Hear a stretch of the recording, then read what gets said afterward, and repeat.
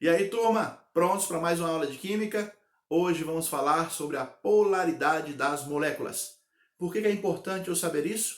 Porque só sabendo a polaridade das moléculas, eu sou capaz de definir o tipo de interação que esta molécula sofrerá com outra que se aproximar dela. Para entender a polaridade das moléculas, primeiro eu tenho que estudar a geometria molecular, assunto de outra aula que você também encontra aqui no canal. Se você já estudou a geometria das moléculas, então você está pronto para estudar hoje a sua polaridade. Vamos dar início à aula, então toca a sirene para mais uma aula de Química.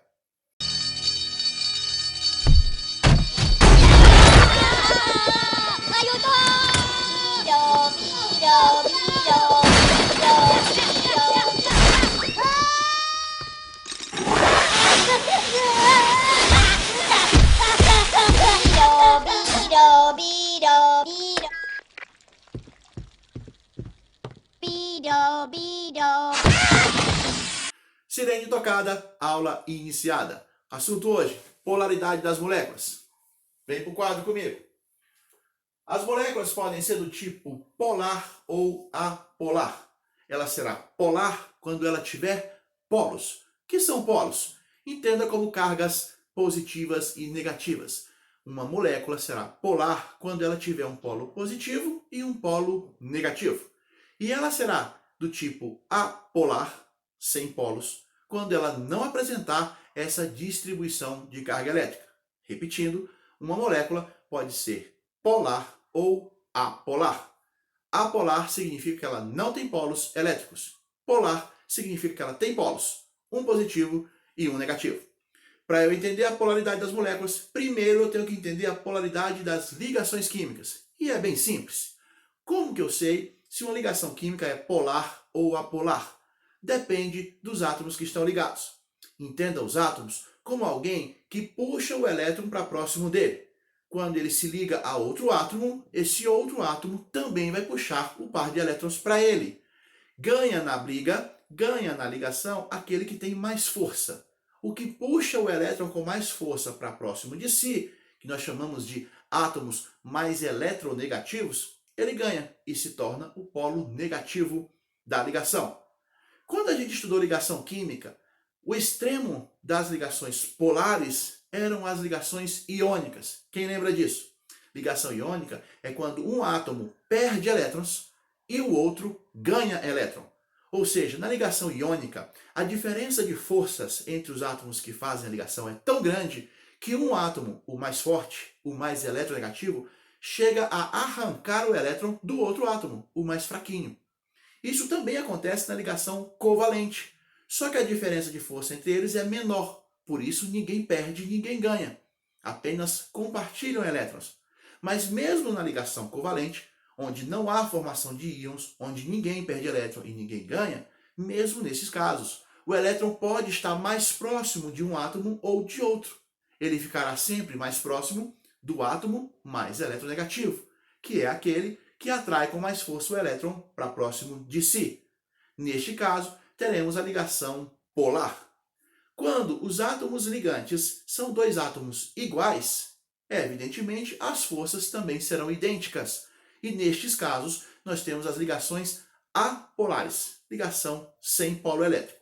Vamos no exemplo do quadro para ficar mais fácil de entender. Para entender a polaridade das ligações químicas, eu sei que existem ligações do tipo polar ou do tipo apolar. Coloquei 3 situações aqui no quadro. Vamos analisar uma a uma.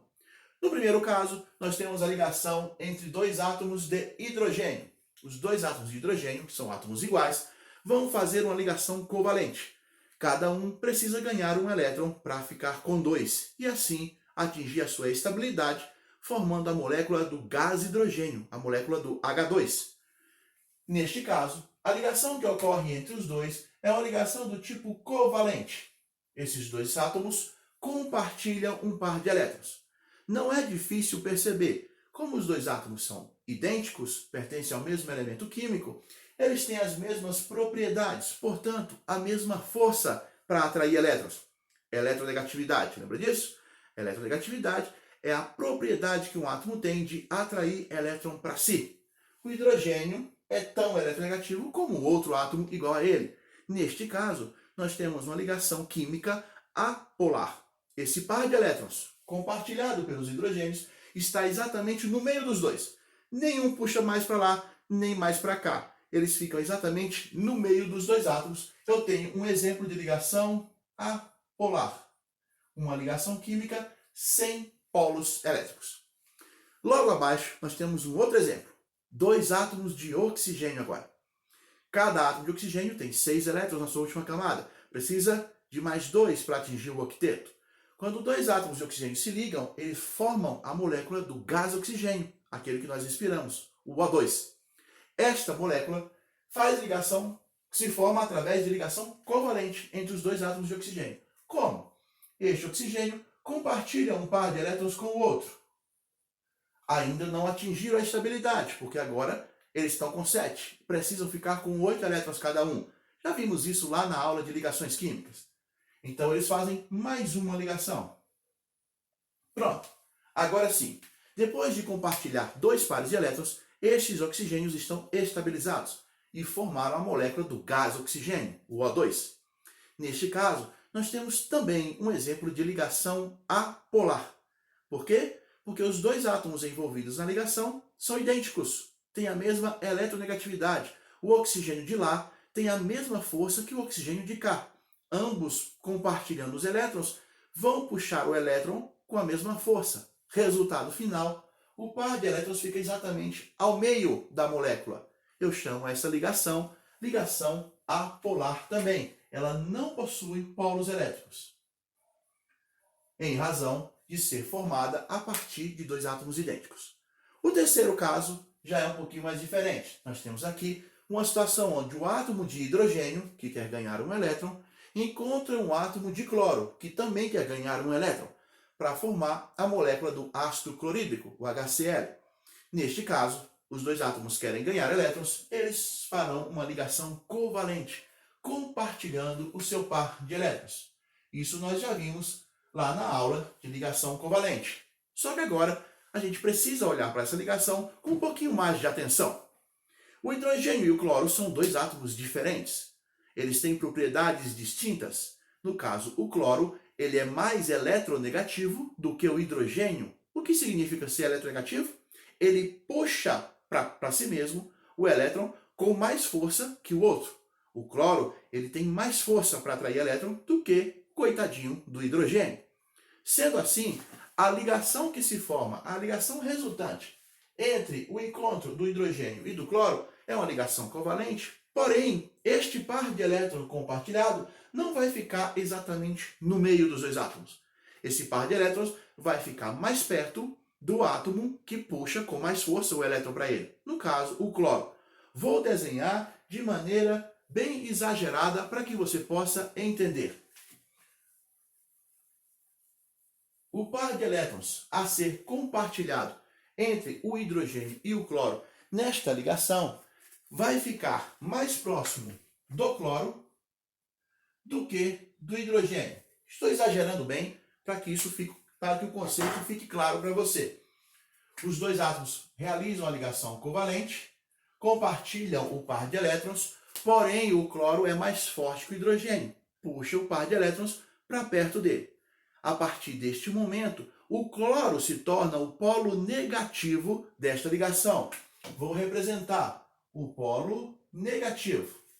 Este símbolo significa que este lado da molécula, este lado da ligação, está acumulando cargas elétricas negativas.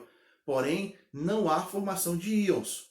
Para quem lembra da aula de ligações químicas, se eu colocasse apenas o símbolo do sinal negativo, eu estaria indicando a presença de um íon do tipo ânion, que é o íon que ganha elétrons. Não é o caso.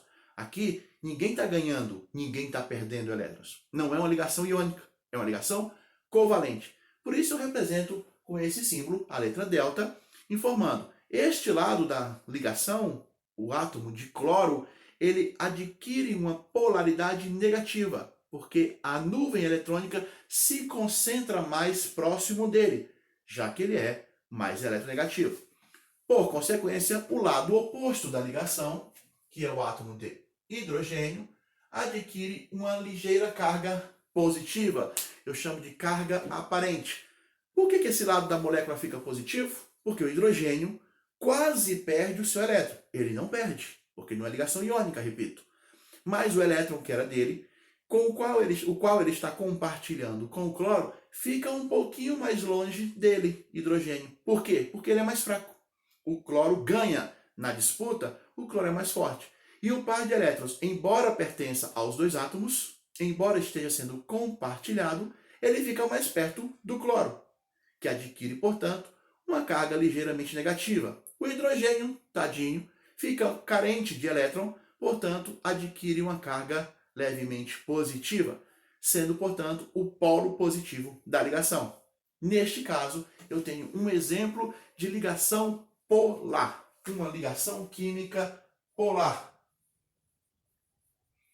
E eu posso até representar esta polaridade da ligação da seguinte forma, através de uma setinha.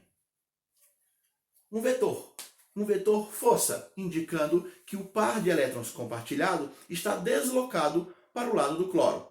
É um exemplo de ligação polar. Neste caso, o polo negativo da ligação está no cloro, o polo positivo da ligação está no hidrogênio. Sabendo, portanto, definir o que é ligação polar e ligação apolar, eu consigo agora dar um passo a mais e ir analisar a polaridade das moléculas. A polaridade das moléculas nada mais é do que a resultante destas forças. Eu analisarei força a força, ligação por ligação, e depois somo os vetores resultantes da molécula. Se a resultante das forças for zero, se a resultante das forças for nula, igual a zero, eu terei uma molécula sem polos, uma molécula apolar. Se a resultante das forças for diferente de zero, ou seja, somando todos os vetores que indicam deslocamento de par de elétrons, se eu somar todos eles e der uma força resultante para um lado ou outro, isso indicará que a minha molécula terá um polo negativo para um lado ou para o outro, uma vez que estes vetores estão indicando o deslocamento dos elétrons. Tá claro? Vamos ver um exemplo para ficar um pouco mais transparente para nós. Pegamos aqui 3 moléculas. Lembrando, estávamos analisando a polaridade das ligações. Agora eu quero analisar a polaridade das moléculas, que é o que me interessa no final das contas. Para eu analisar a polaridade de uma molécula, primeiro, eu tenho que saber montar essa molécula. Segundo, eu tenho que saber a geometria da molécula. Depois de montada a molécula com a sua geometria correta, eu analiso os vetores. Que vetores? As setinhas que indicam se os pares de elétrons estão sendo deslocados para um lado ou para o outro. Então, vejamos juntos. A primeira molécula que eu coloquei aqui no quadro é a molécula do CO2, o dióxido de carbono, o gás carbônico. A molécula do CO2 é uma molécula triatômica. Se a gente lembrar lá da aula de geometria molecular, nós vamos lembrar que esta é uma molécula linear. Por que linear? Porque, embora ela tenha 3 átomos, o átomo central não possui elétrons não ligantes. Vamos ver. O átomo de carbono, com seus 4 elétrons da camada de valência, precisa buscar mais 4 para atingir o octeto. E ele faz isso. Faz isso através de ligações covalentes. Veja, o átomo de carbono compartilha com o oxigênio 2 pares de elétrons. Este oxigênio está estabilizado, pois atingiu o seu octeto. Esse carbono ainda não está estabilizado, porque está só com 6. Pode contar. Então ele continua fazendo ligação e consegue estabilizar-se, fazendo ligação covalente com outro átomo de oxigênio. Neste momento, eu tenho os 3 átomos estabilizados, portanto, formam uma molécula, a molécula do CO2. A geometria dessa molécula é linear, pois no átomo central não existem elétrons não ligantes. E essa é a disposição que faz com que esta nuvem eletrônica fique o mais distante possível dessa outra, formando um ângulo de 180 graus entre elas. Portanto, molécula linear. Definida a geometria da molécula, agora eu vou analisar a polaridade das ligações, para depois chegar na polaridade da molécula, que é o que me interessa. Vem comigo. Carbono e oxigênio, 2 átomos realizando ligação química. O oxigênio, eu tenho que saber eu devo saber, ele é mais eletronegativo. Inclusive, é um dos átomos mais eletronegativos da tabela periódica. Lá próximo do flúor, próximo do cloro.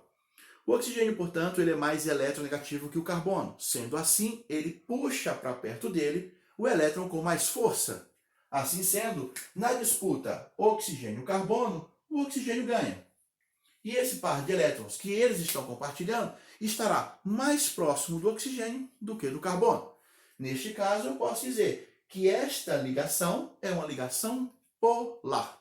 O polo negativo está no oxigênio, o polo positivo está no carbono. Usando o mesmo raciocínio que usamos aqui. Continuando a nossa análise.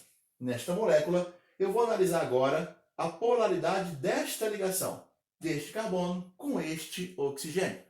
Raciocínio semelhante, o oxigênio é mais eletronegativo, é mais forte, puxa o elétron com mais força para perto dele. Assim sendo, esta ligação entre o carbono e este oxigênio também é uma ligação polar.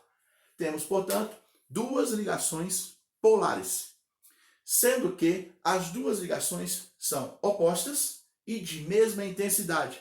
Isso aqui nos faz remeter um pouquinho às aulas de física, quando eu preciso somar vetores de força. Lembra disso?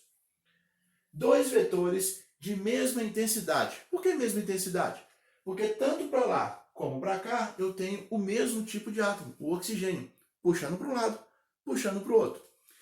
Eu tenho, portanto, duas forças de mesma intensidade, mesma direção e sentidos opostos. Qual é a resultante dessas forças? A resultante dessas forças é zero. Se eu tenho uma força puxando para a esquerda e outra puxando para a direita na mesma intensidade, a resultante é nula. Um vetor anula o outro. Portanto, a somatória das forças aqui é igual a zero. Se a somatória das forças é igual a zero, eu digo então, portanto, que esta molécula é uma molécula apolar. A molécula do CO2 é uma molécula apolar. Ela não possui polos elétricos. Isso é fato. O CO2 é uma molécula apolar. Embora ela seja composta por ligações polares. E este é um conceito interessante de chamar a atenção. Embora as ligações do CO2 sejam polares, a sua molécula ela é apolar. Isso costuma confundir as pessoas na hora da prova, mas você tem que manter isso atento a esse detalhe. No CO2, as ligações são polares, porém a molécula como um todo é apolar. Por quê? Porque os vetores das forças das ligações se anulam, uma vez que a molécula é linear. Viu a importância de saber a geometria da molécula? Pois bem, CO2, molécula apolar. Vamos para o segundo caso, uma outra molécula triatômica, a molécula da água, H2O. Sabemos que a molécula de H2O ela tem uma geometria angular. Por que angular? Porque quando o oxigênio faz as suas ligações covalentes com os hidrogênios para formar a molécula de água, resta no átomo central, no caso o oxigênio, dois pares de elétrons não ligantes. Lembra disso? Lá na aula de geometria molecular? Dois pares de elétrons que não fazem ligação. São os elétrons não ligantes no átomo central. O átomo central, portanto, terá quatro nuvens eletrônicas tentando ficar o mais distante possível uma da outra. Resultado, a geometria da molécula é angular. A molécula da água é angular. Pois bem, montada a geometria, vamos para a análise da polaridade. Vou analisar ligação por ligação. Na ligação oxigênio-hidrogênio, o oxigênio é mais eletronegativo que o hidrogênio. Portanto, atrai o elétron com mais força para ele. Vou representar isso por meio de um vetor. O vetor força, que indica o deslocamento do par de elétrons. Veja, a minha setinha está indicando que o par de elétron está mais perto do oxigênio do que do hidrogênio. É lógico, o oxigênio é mais eletronegativo. E agora do lado de cada molécula?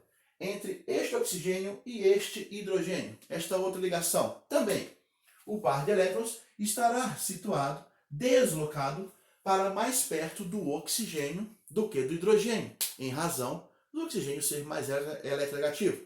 Veja, na molécula de água, eu também tenho ligações polares, duas ligações polares. Tá, mas o que me interessa não é a ligação, o que interessa é a molécula. A molécula de água é polar ou apolar? Veja, Dois vetores de mesma intensidade. Ambos são entre hidrogênio e oxigênio. As duas forças estão apontando para o oxigênio. Duas forças de mesma intensidade, porém direções diferentes e sentidos também. Como que eu somo dois vetores? Qual é a resultante de duas forças apontando para cima? Bem, a resultante de duas forças apontando para cima será uma força apontando para cima. Esta resultante não é zero. A resultante desses dois vetores é algo que puxa os elétrons para cima.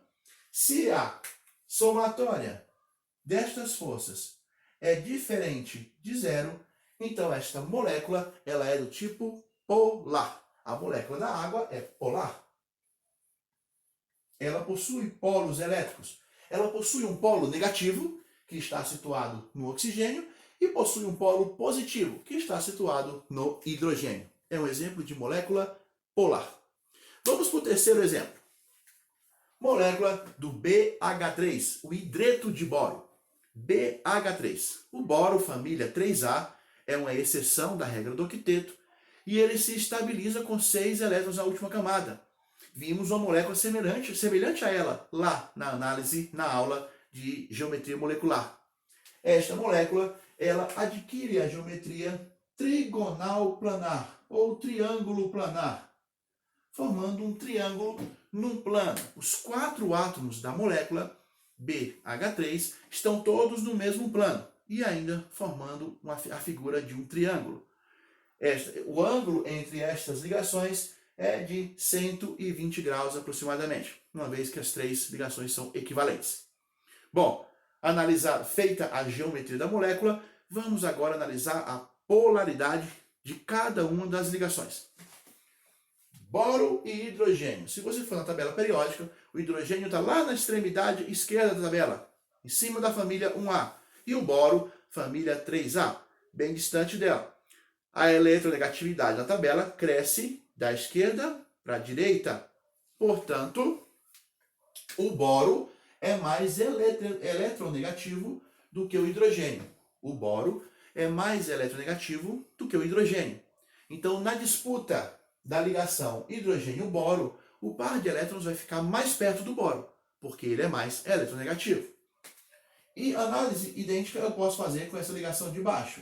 E análise idêntica eu também posso fazer nessa ligação de cá.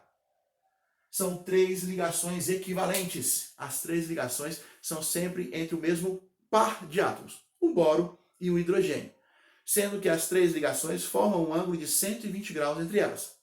Tenho então agora 3 vetores de mesma intensidade e que precisam ser somados. Qual é a soma? Qual é a resultante de 3 vetores de mesma intensidade que formam ângulos de 120 graus entre si? A resultante é zero. O somatório dessas forças é igual a zero. Portanto, se a resultante é zero, esta molécula não tem polos. Ela é uma molécula do tipo apolar. É esse o tipo de análise que eu faço molécula a molécula, para definir a polaridade das moléculas. Vimos 3 exemplos. Vamos ver mais alguns, só para encerrar a aula e deixar esse conceito bem claro entre nós. Continuando então, mais 3 exemplos para a gente analisar a polaridade das nossas moléculas. Vem para o quadro comigo. A primeira molécula que eu coloquei aqui foi a molécula da amônia, o NH3. Lá na aula de geometria molecular, a gente vai lembrar que a molécula da amônia tem geometria piramidal. Por que isso? Vejamos. O nitrogênio da família 5A tem 5 elétrons na sua última camada. Os 5 elétrons estão representados aqui por pequenos pontos. Precisa conseguir mais 3 para chegar no seu octeto. Como que ele faz isso? Com 3 ligações covalentes com o hidrogênio. Veja. O nitrogênio faz ligação covalente com esse hidrogênio. Faz a ligação covalente com este e faz a ligação covalente com este. Assim, ele fica com seus 8 elétrons. 3 pares ligantes, 3 pares ligantes e mais 2, mais um par, mais 2 elétrons não ligantes. Formou 8. Neste caso, a geometria da molécula é piramidal. Vamos analisar então a polaridade de cada uma das ligações para depois chegar na polaridade da molécula. Vejamos. Nitrogênio e hidrogênio. Nitrogênio, família 5A, está na ponta direita da tabela. Hidrogênio fica lá na ponta esquerda, em cima da família 1A. Nitrogênio, portanto, é mais eletronegativo do que o hidrogênio.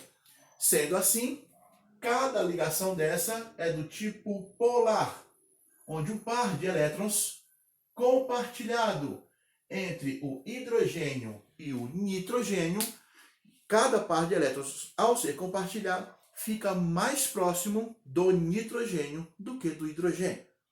Então, 3 ligações polares na molécula da amônia. 3 vetores de mesma intensidade, porém apontando todos na mesma direção, na direção do nitrogênio. Lembrando que estou aí diante de uma pirâmide e os 3 hidrogênios estão na base dessa pirâmide. Qual é a somatória? Qual é a resultante de 3 forças de mesma intensidade para cima? Evidentemente que a resultante dessas forças será algo nesse sentido, uma força para cima. Portanto, a somatória de forças nesta molécula é diferente de zero. Sendo assim, esta molécula, a molécula da amônia, é uma molécula polar. Ela tem polos. O polo negativo dela fica próximo ao nitrogênio e o polo positivo fica próximo aos hidrogênios. Exemplo de molécula polar. Veja como é importante eu saber a geometria da molécula. No exemplo anterior, no BH3, também uma molécula com 4 átomos, assim como essa, a única diferença de uma para outra é que no BH3 a molécula é trigonal planar e a resultante das forças deu zero. Aqui na amônia, por ser uma pirâmide, eu não consegui anular as 3 forças ao somá-las. A resultante deu uma força para cima, sendo, portanto, essa molécula uma molécula polar. Vamos para o próximo exemplo. O próximo exemplo é o metano, gás metano, CH4, uma molécula de 5 átomos. O átomo de carbono, que é o átomo central, tem 4 elétrons na última camada e precisa de mais 4 para atingir seu octeto. Ele faz isso através de ligações covalentes. O carbono faz uma ligação covalente com cada hidrogênio, fazendo 4 ligações. Lá da aula de geometria molecular, eu sei que as moléculas com 5 átomos, como o metano, por exemplo, adquirem uma geometria tetraédrica. Eis aqui um tetraedro desenhado. Este cone indica que o átomo de hidrogênio está para fora do plano do quadro. Este tracejado significa que aquele hidrogênio está atrás do plano do quadro, já que não é uma molécula bidimensional, mas sim tridimensional. Esse, portanto, é um tetraedro. Vamos analisar a polaridade de cada uma das ligações, carbono e hidrogênio. O carbono é mais eletronegativo, portanto, ele ganha na disputa com o hidrogênio. Esta ligação é polar, onde o par de elétrons está mais próximo do carbono do que do hidrogênio. Nesta ligação, ela também é polar, com a setinha indicando para o carbono, idem neste caso e idem neste caso. Nós temos, portanto, 4 vetores de mesma intensidade, apontando para o átomo de carbono numa figura tetraédrica. A resultante desses vetores é igual a zero. 4 vetores iguais, somados, formando o ângulo padrão do tetraedro, que é o mesmo entre qualquer 2 ligações ali, a soma destes vetores, portanto, é igual a zero. A molécula do metano, portanto, é uma molécula que não tem polos. É uma molécula apolar. A resultante das forças entre os átomos, entre o átomo de carbono e os átomos de hidrogênio é zero. Terceiro exemplo, mais um exemplo para a gente encerrar essa aula de polaridade molecular. A molécula do CH3Cl, o clorometano. Clorometano. Uma molécula também com 5 átomos. O átomo de carbono é o átomo central, fazendo 4 ligações. Só que desta vez ele se liga a 3 hidrogênios e um cloro. O desenho está feito no quadro. A figura, a geometria dessa molécula também é um tetraedro, mas não é um tetraedro perfeito como este, onde os 4 ligantes eram iguais. Aqui eu tenho 3 ligantes iguais e um ligante diferente, que é o cloro. Vamos analisar a polaridade de cada uma das ligações no CH3Cl, o clorometano. Na ligação carbono-hidrogênio, Já fizemos uma análise aqui no metano. Carbono, hidrogênio, o carbono ganha. O carbono é mais eletronegativo. Portanto, toda vez que eu tiver a ligação carbono-hidrogênio, o par de elétrons compartilhado estará mais próximo do carbono. O par de elétrons compartilhado estará mais próximo do carbono. O par de elétrons compartilhado estará mais próximo do carbono, porque ele é mais eletronegativo do que o hidrogênio. E a outra ligação entre o carbono e o cloro? Como que eu faço análise dessa polaridade? Simples. O cloro, família 7A. Carbono, família 4A. O cloro, portanto, é mais eletronegativo do que o carbono. Ele atrai o elétron com mais força. Nessa ligação, portanto, carbono-cloro, o cloro ganha. Vou até colocar numa corzinha diferente aqui.